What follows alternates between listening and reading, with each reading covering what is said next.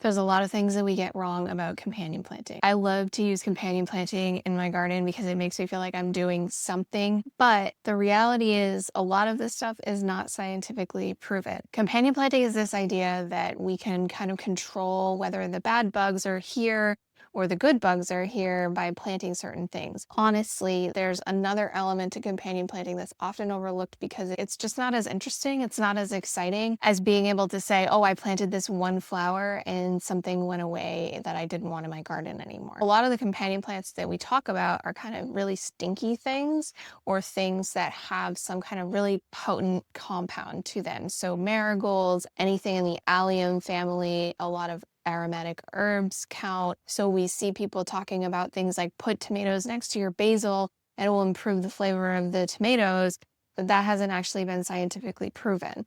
Now, there's a lot of things in the gardening space that we learn through experience, and they don't necessarily need to have a ton of research backing them up. But when we're talking about something that's based in the idea of science, that there are these compounds that are repelling or attracting certain things, then it does kind of start to matter what words we use and the effectiveness of how we describe things. I talk about companion planting a lot because people are really interested in experimenting, and experimenting is great. If you happen to plant something in your garden and you find that it's helped you in some way to get a bigger, better crop or something like that, it's a completely harmless practice, and I enjoy doing it in my own garden. And if it's a practice that's keeping you from using a toxic chemical instead, then you should definitely try it because anything is going to be better than having to use chemical interventions to control the population of bugs in your garden. So I even have a whole companion planting chart with lists of some of my favorite plants that you can companion plant, which I will link for you down below. But just keep in mind that there's a couple of different elements to this because the kind of companion planting that I tend to promote and talk about is not based on a lot of like the trap crops that we see, although those can be fun to experiment with. It's really based on this idea of diversity. Our gardens are ecosystems, and I will get comments sometimes on videos where I'm talking about things like, oh my gosh, look at these swallowtail caterpillars that are eating all of my dill. And people will be like, why aren't you doing anything about the caterpillars? I assume that in order for my garden to function properly as a full ecosystem, sacrifices have to be made. There's going to be bugs in there that I don't necessarily want in there. And even the bugs like the swallowtails that will turn into good beneficial butterflies are going to need to eat something in the meantime. Hi friends, if you're watching this, that means that I've already started my maternity leave and this video is pre-recorded. I just wanted to thank you really quick for continuing to support the channel while I'm out, because while I'm really excited to take this time off to spend with my baby, I am self-employed. I do not get maternity leave. So every time you watch any of my videos or subscribe to the channel, it really does help. You can also support the channel by checking out my super soft merch down below the description. There's also a whole bunch of ebooks and gardening guides down there for you as well. Thanks again and hope you enjoy the video. So a lot of the times I'm planting these companion plants to bring in things and allow them to eat things that maybe you wanted to have grow to a full size so you could harvest it for yourself. But I do think this is where our mindset matters and where our mindset needs to shift. Because if your garden is functioning as a proper ecosystem, there's always going to be something eating something that you didn't want it to eat. Believe me, I'm the first to admit I wish there was one single plant I could tell you that would repel every deer from eating all of the tomatoes and cucumbers in your garden like they did for me this summer, but it's just not that simple. If the deer are eating stuff in our gardens, it's most likely because our garden is the best source of food available to them. Maybe you're gardening in a really urban environment, and can you imagine being a bunny and discovering a garden in that environment? Of course, you're gonna wanna take a break and have a snack and make that your home.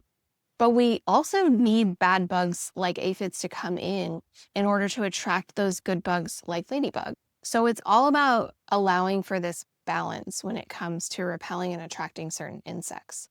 Where I think companion planting has a much bigger role to play in the garden is when we think of it more as planting things together that coexist peacefully. So what I mean by that is planting really tall tomatoes that have large root systems with plants that have more shallow root systems like your lettuces and herbs, because that's going to create a ground cover that's going to keep the soil damp while those plants don't compete for root space or even really nutrients. So I would encourage you to think about companion planting this way instead, because it's a lot more effective at helping you make the most efficient use of your space. Of course, when we plant all these flowers that may be or maybe not good for repelling or attracting bad bugs or good bugs, what we're really doing is creating that diversity that is going to create a full balanced ecosystem. So it is having benefits. But when we talk more about plants as coexisting together peacefully, it opens up a whole new world of companion planting that isn't discussed quite as often. This can also mean planting things that have a long time to maturity with things that have a short time to maturity. So while your onions are just starting to take off and they need months and months to grow and mature before you can harvest them, you can be planting things like radishes in between those onions, because those will mature really fast in like 30 days. And you can get them out of there before the onions are even big enough for them to be competing for that root space. You can think of this as well with root crops versus above ground crops. So if you have carrots, you can just start sprinkling carrots everywhere in all your blank spaces. They'll help to kind of loosen up and break up the soil. And then you can have more of your flowers and above ground plants that maybe won't compete for that root space as much, but will fill in even more blank spots. Because the last thing we want in our garden is blank spots. And the best thing we can do is add more organic matter. We can also improve the quality of our soil by planting things like fava beans. These are great to kind of just sprinkle in among other things that they won't be competing for nutrients. They'll actually be introducing more organic matter and nutrients into the soil to help feed the plants around them. So companion planting is a beautiful thing. I highly recommend you give it a try. Just keep in mind, it's not a magical solution that's going to make all of your garden problems go away. And sometimes those problems are necessary. In order to have a good garden, we need those bad bugs. So there's not always that much you can do about it. But planting more flowers is never a bad idea. You're just going to have a more beautiful, more diverse, colorful garden that's going to attract every type of bug to your garden. And we can't really garden without bugs, without rotting organic matter, without really making sure we're making the best use of our space and covering up that soil, whether that's with mulch or a living mulch. So integrating this kind of mindset into your companion planting strategy opens up a whole new world of things that you can try and experiment with. I hope this was helpful. Let me know if you have any more questions about companion planting down in the comments. Thanks for watching, and I'll see you next time.